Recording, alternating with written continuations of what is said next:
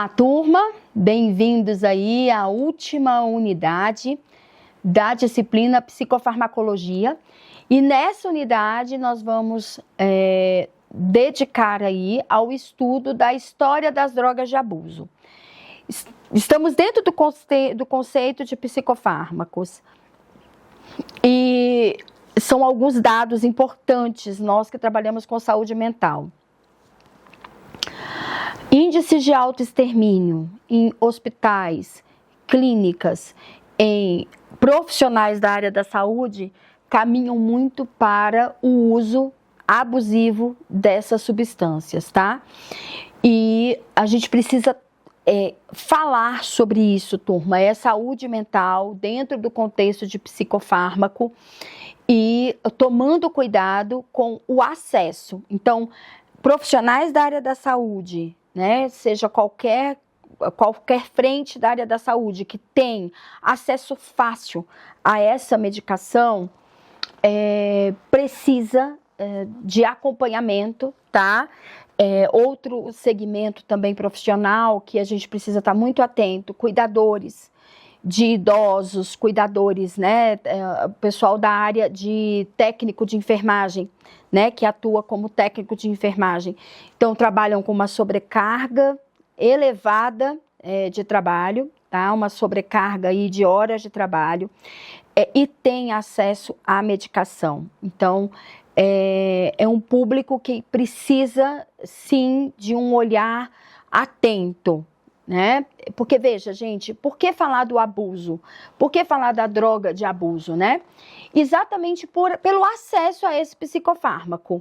E aí se está, imagina um paciente, né, acamado, e que a família precisa recorrer ali a contratos, né, de empresas de home care, né, nesse cuidado. Esse profissional, se ele não está bem emocionalmente, ele vai dar sinais. E olha o fácil acesso a essa medicação. Quem já passou, né, pela experiência de ter home care em casa, sabe, né, é uma farmácia em casa, gente. São dosagens muito grandes de medicação. Então, é um público que precisa dessa atenção também. E aí, entendendo a história, né, das drogas de abuso. Desde a antiguidade, turma, que as drogas estão presentes no cotidiano, né, do homem. E aí, por quê? Porque constituem parte da cultura, seja dos rituais religiosos, né, ou até mesmo das próprias relações humanas. O homem recorria a essas substâncias na tentativa de quê? De alterar o estado mental, emocional, físico, né, em cerimônias religiosas, para fins terapêuticos, como é hoje, em alguns casos, místico ou simplesmente recreativo. E aí vamos pensar, estou falando de droga de abuso, que entra psicofármaco, mas entra nicotina também. Vamos pensar no papel que a nicotina, que o cigarro já teve socialmente. O cigarro já foi muito associado a lugar de status, né? Filmes, vamos pensar ali, década de 60, década de 50, 70, a glamourização em torno, né, dessa nicotina, desse cigarro, o uso disso, né, até a marca do cigarro levava a um lugar de status, percebem? Hoje, com o avançar dos conhecimentos, estamos em plena era do conhecimento, era da informação, uma preocupação, né, com a integralidade dessa saúde, saúde física, saúde emocional, saúde espiritual, que a nicotina chega neste lugar hoje dos prejuízos, né, para a saúde. Mas aí, não só a nicotina, o álcool. O álcool é uma das drogas de abuso mais remotas, né, a mais consumida do mundo, porque há uma legitimação, né, legitimação social em torno do uso dessa droga, né? A cerveja, tem registros aí da era paleolítica, da fabricação de cerveja, tá?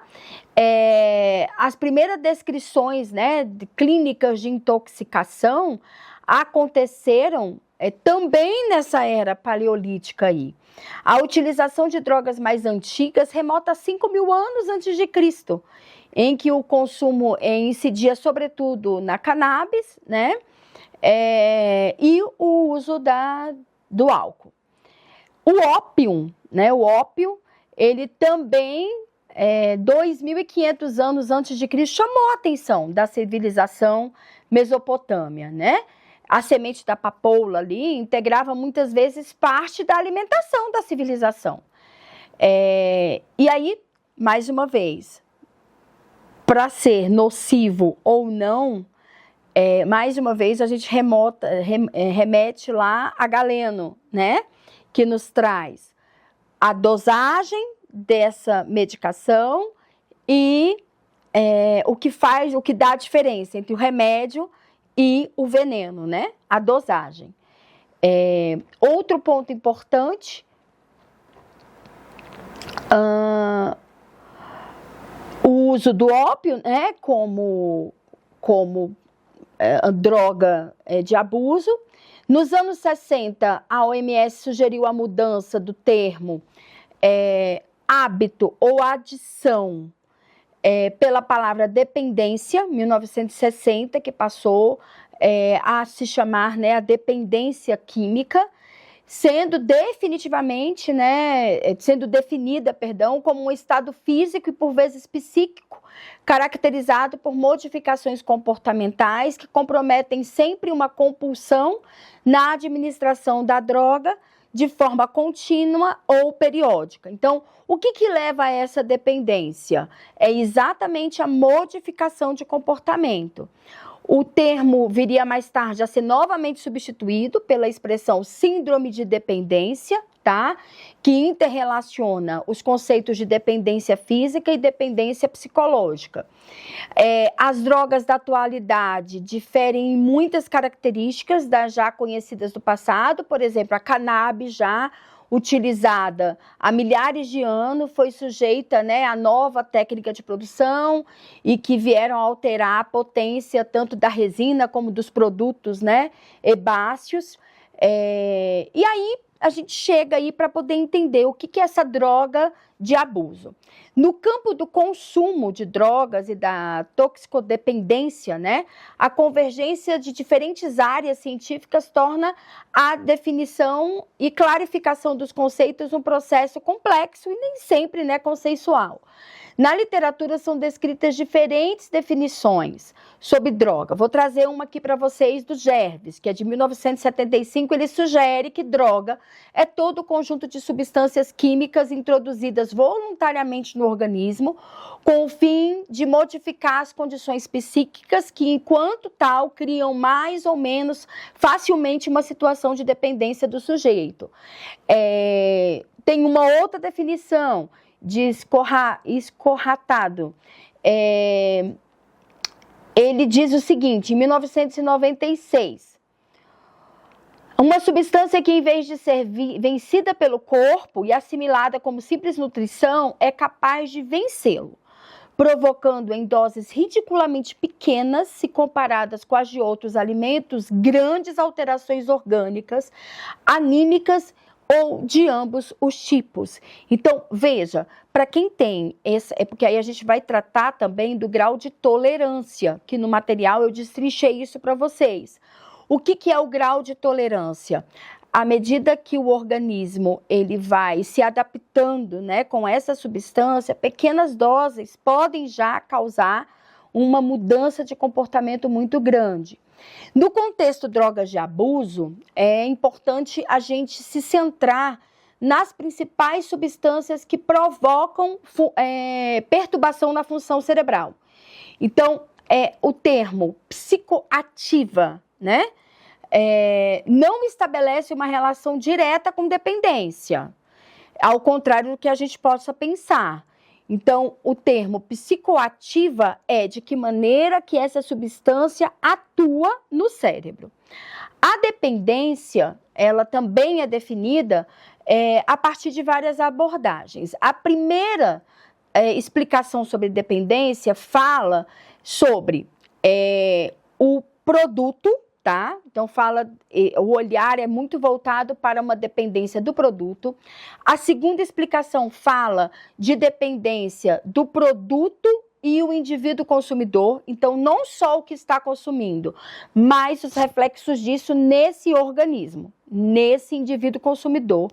E por fim, a terceira que estabelece o produto, o consumidor e o meio ambiente. Então, quando falamos em dependência, hoje nós buscamos entender essas três interfaces, ok?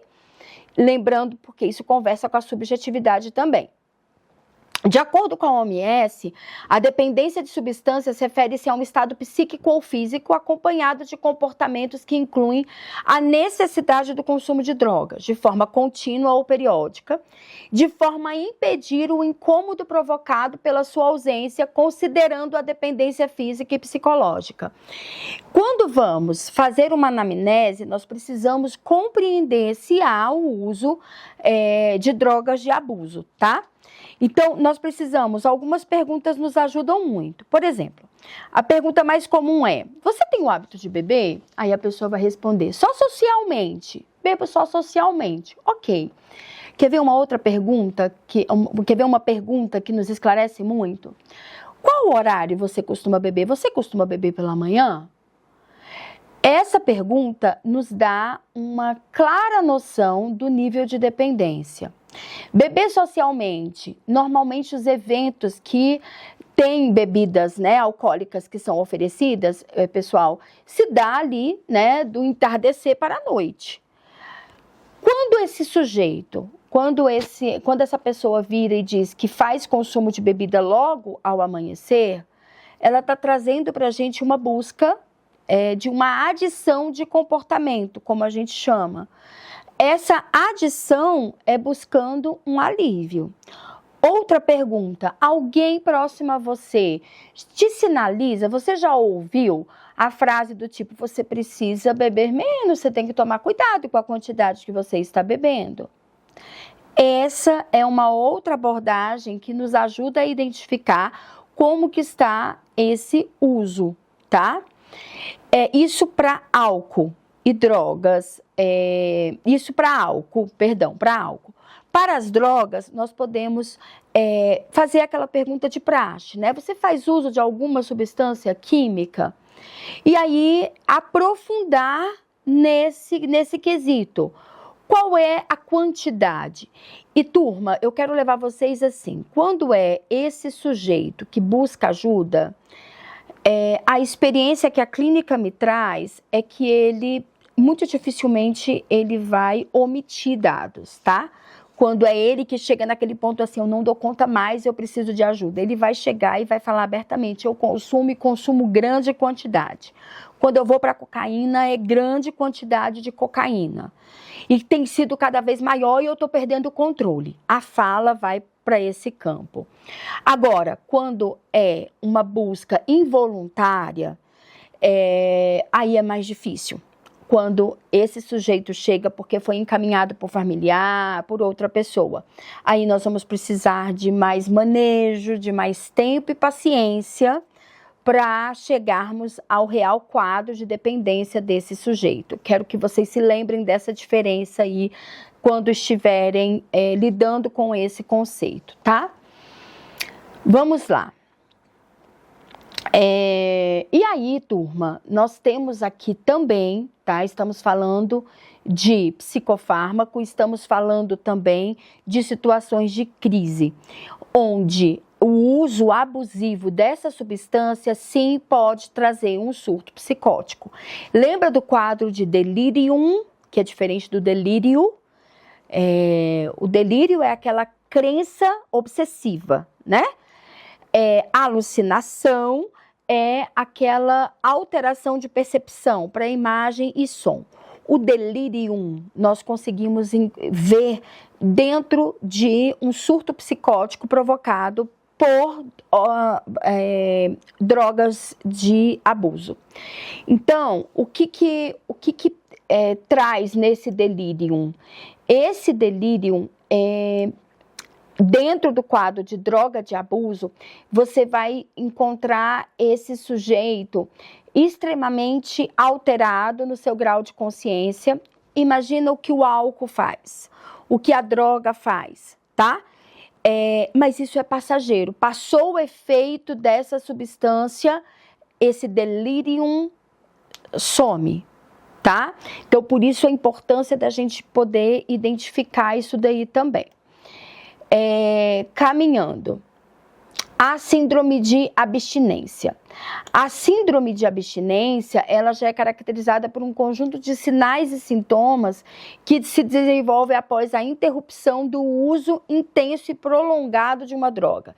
Então, por isso, turma, sim, é um campo muito específico da saúde mental, tá? Requer um manejo específico e aí, assim, é recorrer às clínicas especializadas em tratamento, né, de drogatização, e isso também recorrendo, porque quando a gente fala em clínica especializada, geralmente é um custo altíssimo, mas lembrando que no Sistema Único de Saúde, o CAPS, eles têm, né, tem o CAPS AD, que é de álcool e drogas, e que é possível encontrar o acompanhamento dentro do CAPS também, tá? E aí vou discorrer aqui sobre algumas outras definições no conteúdo, leiam, tá? E vou falar um pouquinho sobre as formas de tratamento de dependência do álcool e droga. Então, o abuso e dependência do álcool é um dos transtornos mais comuns por uso de substâncias de abuso, né? Um dos aspectos mais difíceis de controlar na dependência do álcool é a manutenção dos sintomas de abstinência após a retirada e prevenção. Então, hoje são aprovados alguns medicamentos, tá? Para o tratamento do álcool. Então, entra com essa medicação exatamente para buscar esse equilíbrio químico aqui. A duração do tratamento é variável, lembra da subjetividade, da resposta de cada organismo. A mesma coisa o tratamento de dependência de nicotina, e a terapia de reposição de nicotina hoje, ela tem, né, uma elevada eficácia na redução do tabagismo, e aí usa-se ali, né, recursos como adesivo, inalação, né, de substâncias que simulam o efeito dessa nicotina. E aí, turma, a gente precisa tomar muito cuidado também, né? Estava conversando com um paciente, o pai fumante desde os 9 anos de idade, já nos seus 85 anos de idade, e o médico vira para ele e fala assim: você tem que tirar o cigarro, pare de fumar.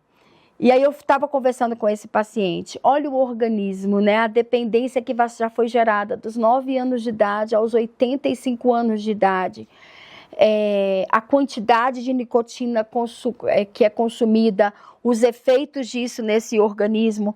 Então, é um lugar, é um campo que a gente precisa pensar muito, sabe? Ter muita cautela no que fala, porque até a ausência dessa nicotina, o organismo pode responder de uma forma diferente. Então, é um campo de dependência, né, dessa droga de abuso, que nos leva a pensar, sabe, de forma mesmo, saindo ali muitas vezes do que é prescrito, porque a resposta disso, né, o tempo de acomodação que esse organismo tem. Então, é importante a gente sair deste lugar também. Bem, turma, eu convido vocês a lerem atentamente o material, tá?